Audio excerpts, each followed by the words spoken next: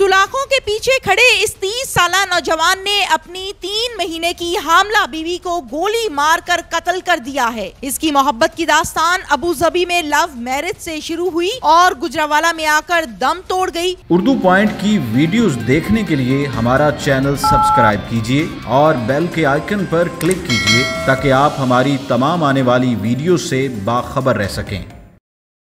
अस्सलामुअलैकुम नाज़रीन, उर्दू पॉइंट से मैं हूं आपकी मेज़बान तहमीना शेख। नाज़रीन, गुजरावाला के हम पुलिस स्टेशन में मौजूद हैं अब्दुल मनान मुलजिम, जिसने अपनी 3 माह की हामला बीवी को फायर मार के कत्ल कर दिया, जबकि अबू धाबी में प्यार हुआ और शादी को अभी कुछ ही साल गुजरे थे। क्यों फायर मारे, क्या माजरा है, ये आपको दिखाते हैं। अब्दुल मनान, क्या हुआ था?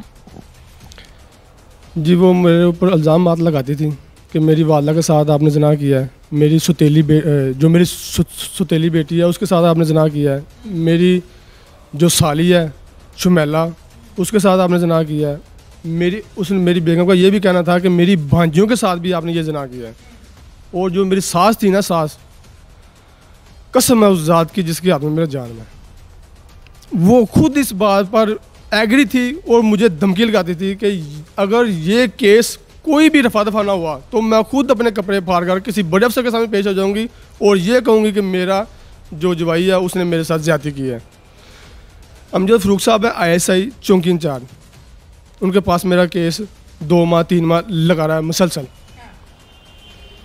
तो मैंने उनसे बात की तो उन्होंने मुझसे बात की। मैंने कहा भाई देखो, अगर मैं कसूरवार हूँ तो कोई बात नहीं, सबूत लेके आओ, जहाँ पर कहोगे मैं हाजिर हो जाऊँगा। अमजद साहब ने मेरी बेगम से बात की कि भाई वो देखो वो तो सबूत मांग रहा है, क्या सबूत है तुम्हारे पास? उसने कहा पता नहीं क्या कहा अमजद साहब को, क्या नहीं कहा, इस बात का मुझे कोई इल्म नहीं। फिर मेरे गांव के चेयरमैन हैं हाजी मोहम्मद शुएब भट्ट साहब, वो मेरे बुज़ुर्ग भी हैं और वो एक तरफ फैसला नहीं करते। उन्होंने मेरी बेगम की बात भी सुनी, मेरी बात भी सुनी। उन लोगों ने हमें दोनों को इस्लाह दी कि आप लोगों को तोड़ा जा रहा है, पैसे की लालच में या जायदाद की लालच में या किसी भी लालच में। नाम क्या है बेगम का? नाइला नवर। नाइला आपके ऊपर जिना का इल्ज़ाम क्यों लगाती थी? क्योंकि ये पैसों का मामला था। जो मैंने पैसे कमाए हैं मेरे नाम की आप स्टेटमेंट निकाल लें, 1 रुपये की स्टेटमेंट नहीं है मेरे नाम की। मैंने सारे के सारे पैसे जितने भी उधर कमाए सब के सब अपनी बेगम को दिए। वो जो अनलीगल तरीके से भी आए हुंडी के ज़रिए वो भी मैंने दिए, जो लीगल तरीके से आए बैंक के ज़रिए वो भी मैंने दिए। ये नहीं कि सारे पैसे ही मेरे थे, नहीं, वो मेरी हाँ जी, दोनों ने हम मिलकर कमाए थे वो पैसे। आप दोनों अबू धाबी में थे, अबू धाबी में आप दोनों की अंडरस्टैंडिंग हुई, शादी हो गई, आप पाकिस्तान आ गए और आपके आने के 2-4 माह के बाद आपकी बेगम आई, ऐसा ही है? जी ऐसा ही है। अच्छा, फिर वापस आने के बाद झगड़े रहते थे रूटीन में घर में? जब हमारा निकाह हुआ तो वो पहले ही वो मुझे उसने प्लाट दिखाया हुआ था सफ़ेदे का। वो जब उसने मुझे प्लाट दिखाया उस वक्त वो सफ़ेदा था बिल्कुल। अच्छा। वो हम दोनों की कमाई से बना हुआ था। तो जब हमने सन 2018 में निकाह किया तो मैंने अपने घर वालों के से चोरी किया था, क्योंकि वो मुझसे पहले भी ये कहती थी कि मैंने वॉइस मैसेज रिकॉर्ड है उसके पास थे जो मुझे व्हाट्सएप पे वो सुनाती थी कि उसका बाप उसके साथ जबरन काम करवाता था उसके साथ, अगर तुम आई तो तुम्हारे साथ ये होगा, ये होगा, ये होगा, तुम वहाँ काम करो। दरअसल इस सारे फसाद की जड़ ये थी कि वो चाहता था मेरा ससुर कि मैं अपनी बहन के हमरा इसका रिश्ता तय करूं, जबकि उसकी बेटी ये चाहती थी कि जब मेरे पास कुछ नहीं था तब तो सब लोगों ने मुझे छोड़ दिया था, मुतलका कहकर। अब जब कि मेरे पास सब कुछ आ गया, अब सब मेरे अपने हो गए हैं, मैं किसी से शादी नहीं करूँगी। ये शादी आपके साथ जबरन हुई थी, तरस खा के हुई थी या लव मैरिज थी? ये मैंने तरस खा के की थी। उसने कहा कि ऊपर खुदा है, एक वो खुदा है, एक तुम खुदा हो मेरे। जब उसने ये बात की तो कसम है उसे पैदा करने वाले की, मैंने उसके ऊपर ऐसा इत्मीनान किया कि जैसा एक आंधा इंसान किसी के साथ सफ़र कर रहा हो। फिर ज़िंदगी सही गुजर रही थी? जब मैंने हाँ जी, जब उधर हमारी लाइफ जो थी अबू धाबी में वो बिल्कुल अच्छे तरीके से हमने गुजारी। कितने बच्चे हैं? माशाल्लाह 2 बेटे हैं मेरे, एक पौने 2 साल का है और एक 11 माह का है। ये दोनों अबू धाबी में पैदा हुए? ये दोनों इधर पाकिस्तान में पैदा हुए। एक मेरे ससुराल में पैदा हुआ नारंग मंडी शहर में और दूसरा गुजरावाला शहर में। आप अपने ससुराल में जाते आते थे?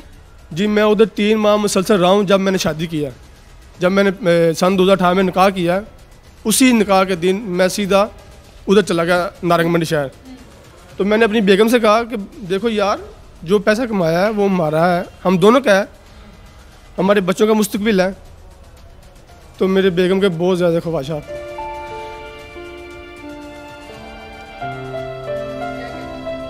अब रो क्यों रहे हो?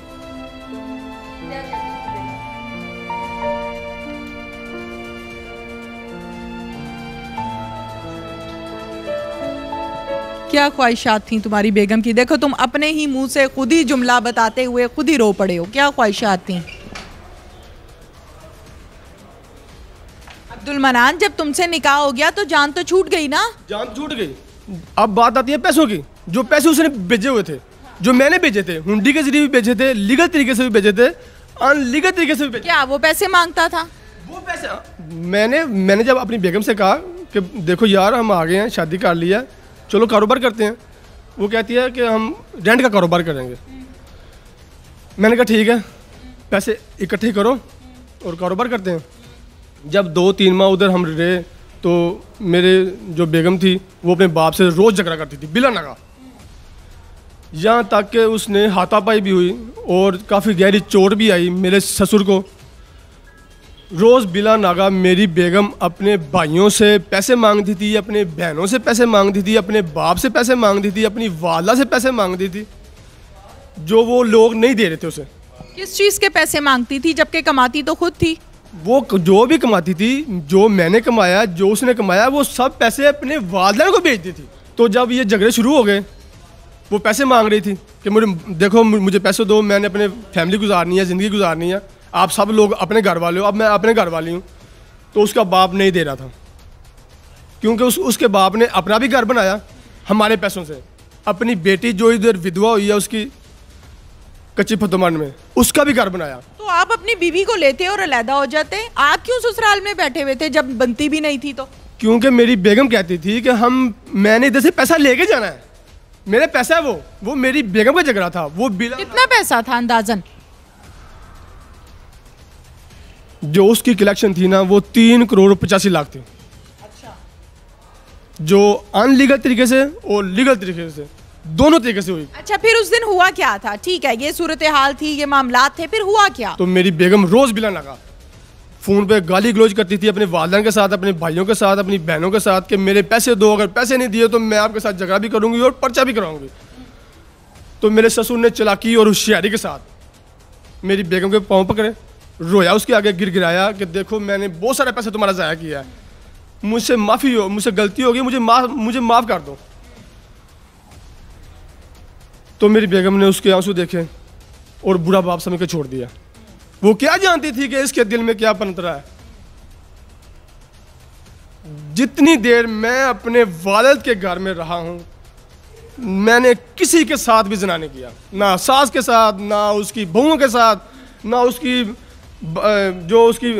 मेरी बेगम की जो मेरी सुतेली बेटी थी, ना मैंने उसके साथ किया, ना मैंने अपनी सालियों के साथ। लेकिन आपकी बेगम का ये कहना है कि आप ज़िना करते थे, बकौल आपके। बकौल मेरे, जी। तो मैंने अपनी बेगम को भी बहुत तरले मिन्नत की। वो कह रही थी कि नहीं, मैं नहीं जाऊंगी, मैं ऐसा करूंगी, मैं ऐसा करूंगी, मैं तुझे छोड़ूंगी नहीं, मैं फलान करूंगी, मैं टमकान करूंगी। वो यकसोदम ही मेरे तरफ, वो उनके हमायत में होगी और मेरे मुखालफ होगी। ये सब चलाकी और शायरी मेरे ससुर ने की। कुछ बार फिर इल्ज़ामात की ऐसी बारिश हुई कि जिसका सबूत मैं 1 साल हो चुका है सबसे मांग रहा हूँ कि मुझे सबूत दो। क्या सबूत है आपके लोगों के पास? मुझे हर किसी ने यही कहा कि तुमने अपनी वालिदैन की बात नहीं मानी और लिहाजा तुम यही ज़िल्लत और रसवाई का मुकद्दर बनते रहोगे जब तक कि ये तुम्हारे निकाह में रहेगी। तो मेरे बच्चे थे, मैं नहीं छोड़ सकता था, मैं अपने बच्चों से बेहद प्यार करता था। अब कहाँ हैं बच्चे? मेरी वालदा के पास है। एसएसओ साहब ने उनके हवाले किए हैं कि जब तक कोई मामला हल नहीं हो जाते। तुम्हारा तीसरा बच्चा भी होने वाला था।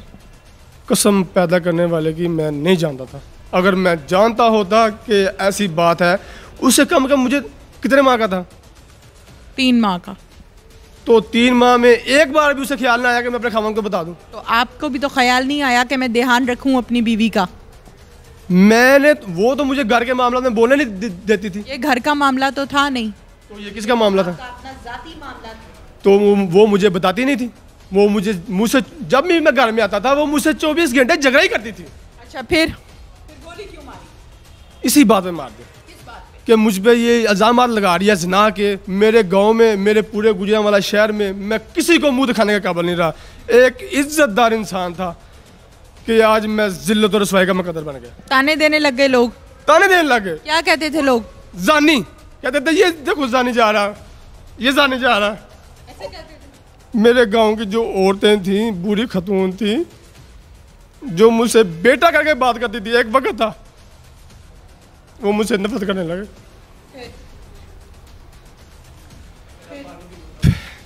फिर जब मेरा बेटा दूसरा पैदा हुआ, 6 माह का था, मोहम्मद सुल्तान, तो ये मुझे छोड़ के चली गई। कोई पता नहीं। ये 3 माह मेरे घर नहीं आई।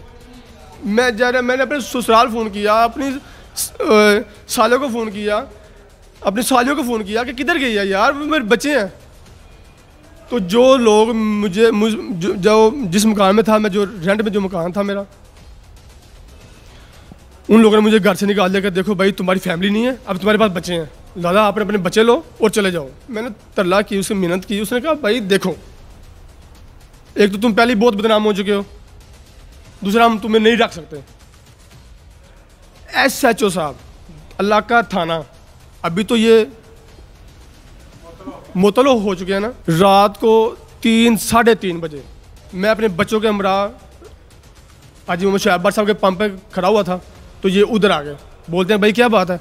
मैंने कहा ऐसे मैं अपनी बेगम को ढूंढ रहा हूँ। कहाँ गई बेगम? मैंने कहा मुझे नहीं पता। कहाँ गई बेगम? तो ये बच्चे तुम्हारे? मैंने कहा भाई ये बच्चे मेरे हैं, ये सब लोग जानते हैं, पंप वाले भी। तो मैंने 3 माह कब्रिस्तान में गुजारे, जिंदा होकर कब्रिस्तान में गुजारे। क्यों?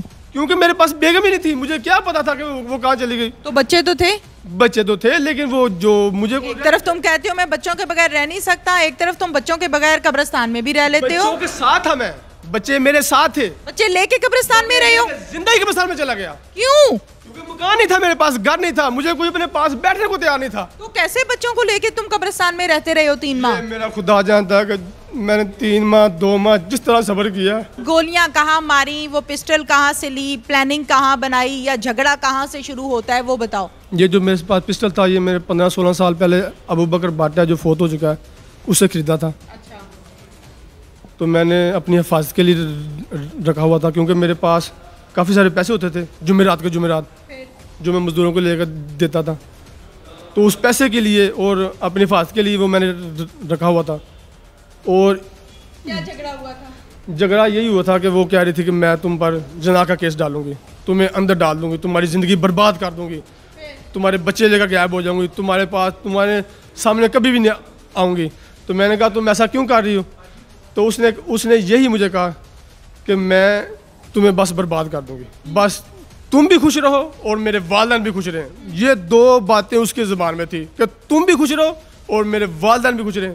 मैंने कहा देखो मुझे पैसे नहीं चाहिए, कारोबार नहीं चाहिए। उसके बाद 2 जी बिल्कुल। कहाँ मारी? गर्दन पे। कितनी मारी? 1 गोली मार के कहाँ गए? उधर ही बैठा रहा। मैं क्यों भागूं? मैं कोई मुजरिम हूं जो भागूं? मैंने इज्जत की खातिर सब कुछ किया कि मेरी गोली इज्जत से तो नहीं मारी जाती। गोली तो कैसे मारी जाती है? गोली मारना अच्छी बात है? बिल्कुल। गोली मारना, कत्ल करना किसी भी कानून में जायज नहीं है।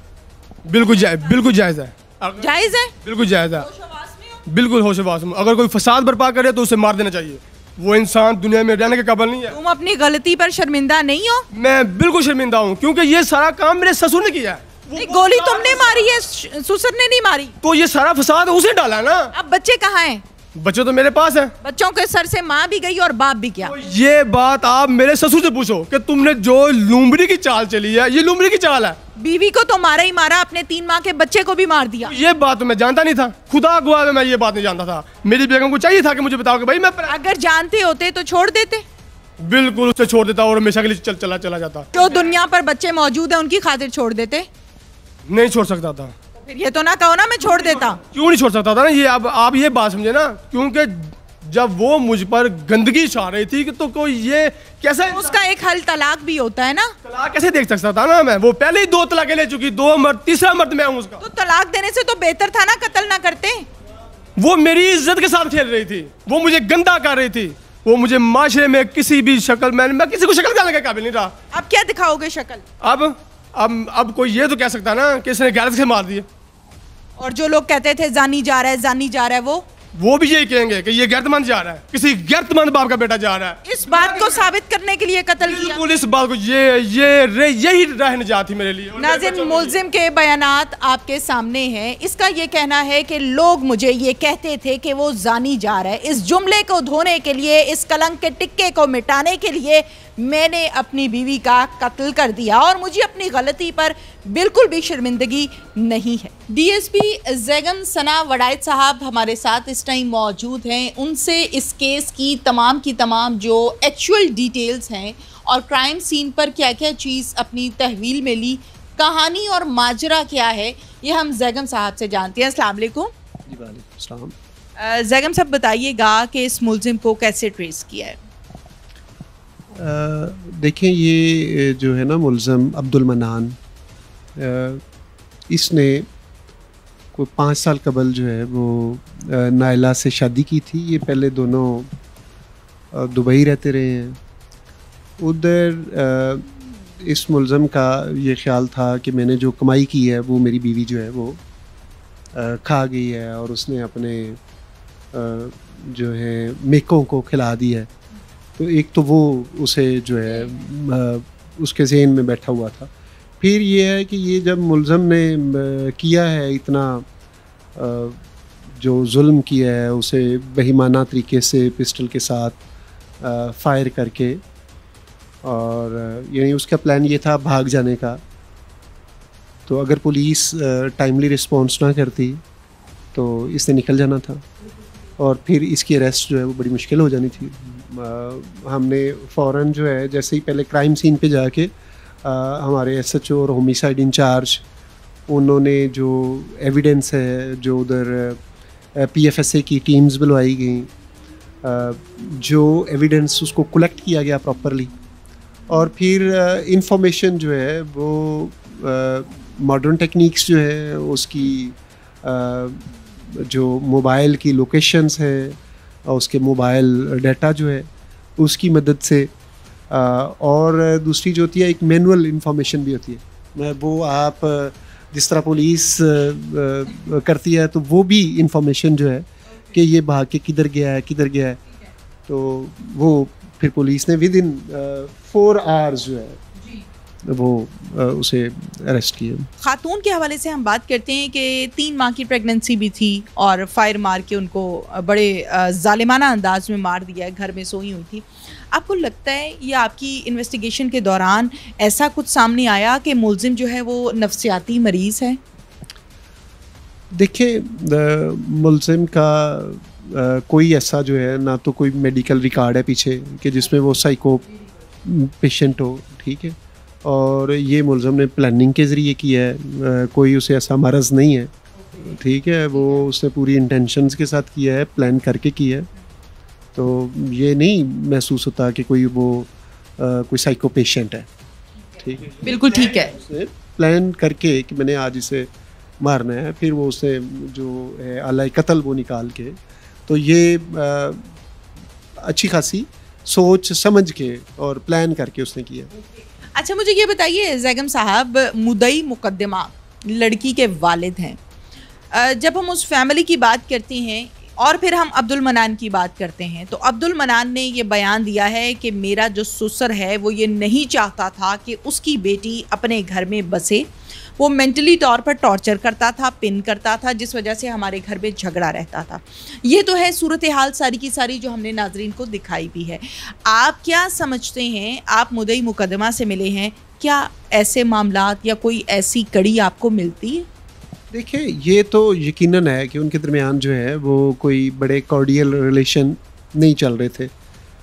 एक टेंशन की फ़ज़ा थी, इस टेंशन की फ़ज़ा की वजह से ही उसने वो किया है। अब एक जो है मकतूला, उनकी एक बेटी भी सबका खावन से भी थी। तो ये इस तरह की फैमिलीज़ में छोटे मोटे मसाइल तो होते हैं।